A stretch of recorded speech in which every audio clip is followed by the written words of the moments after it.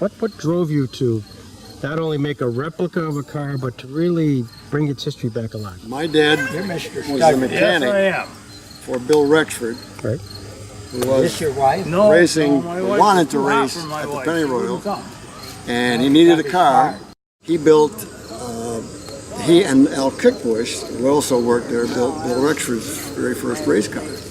And they were the mechanics on the car, and they got to fix it every week and work on it every week. And I was a kid who got taken to the track and saw these guys racing, and I just thought they were the greatest things in the world. I thought they could walk on water. These guys were wonderful, and they were my heroes. And I've been interested in it ever since.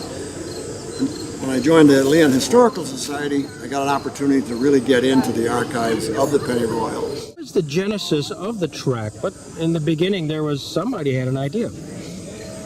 The track itself was a horse track from the 1870s on, and some of the most famous thoroughbreds in this area raced there. And then it went back to farming after the horse races died out. And it stayed that way until the firemen here at Leon decided that racing after the war is starting to pick up. Cars are available, gasoline's available, tires are available. Let's open up a racetrack. They went up and bought the land. They started digging it out of the dirt. They traced the old track and moved it out again and buried the tires, built a tower, did everything they did to start racing. And in 1946, they said, bring whatever you got and run what you brought. And of course, it was after the war, and those guys were looking for something to do and something that was exciting. And it was a half-mile track. There were other tracks before it, but they were like quarter-mile, 3/8 tracks. And a half-mile track as big as that one was, you could get up some speed. Problem was turning left once you got all that speed built. Yes, Elliott Ellis, of the famous the Ellis family of Western New York. And, he was the driving force, and he had a wonderful group of guys who were willing to give up their Sundays week after week and go up during the week and work on it. And they buried an awful lot of tires in the ground in order to keep people from cutting crosslots. And they had a nice track, and it was really popular. People came from all over just to race on a half-mile track. Going to the races was the thing to do on a Sunday. Yeah, it was. They had 1,500 to 2,000 people up there at a time. I mean, as the pictures show, it was full. I just remember being able to get up close to these guys and actually see them up close. I mean, Bill Rexford was at our house a lot.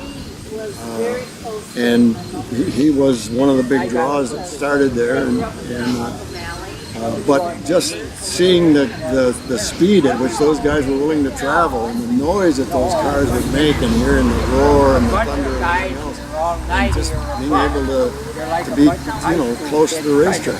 And not only on Sunday, but during the week, Bill would bring the race car up to the track, and my dad would go up there and work on it, trying to figure out a way to make it go faster and faster and faster. So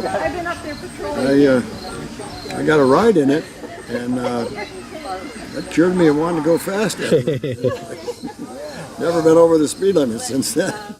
He was just a wild young man. He just loved going fast. I mean, going down the road, it was as fast as you could go. He had no speed limit for him, and he was. They could have made a movie about him, and it would have been, one of those, wild child movies. I don't remember it as being that. Everybody just thought, wow, that was really great, but everybody else was moving on, and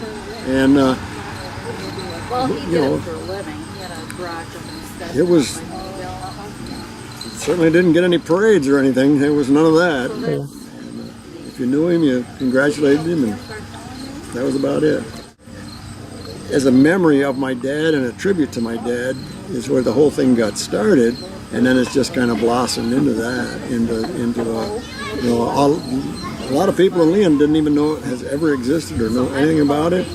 And now they do, and that makes me very happy. Especially these guys who are volunteer firemen. You know, it's their business and it's their story, and I try to keep it as their story.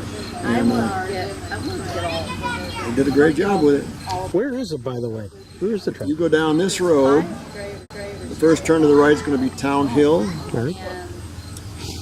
The four corners there is Town Hill and Eldridge Road. There is a sign up there. The county has. What's up there? Yeah, I brought it to their attention that it is one of the more famous places in racing, and they go, "Oh, we didn't know that." Yeah. At least we've gotten that kind of exposure.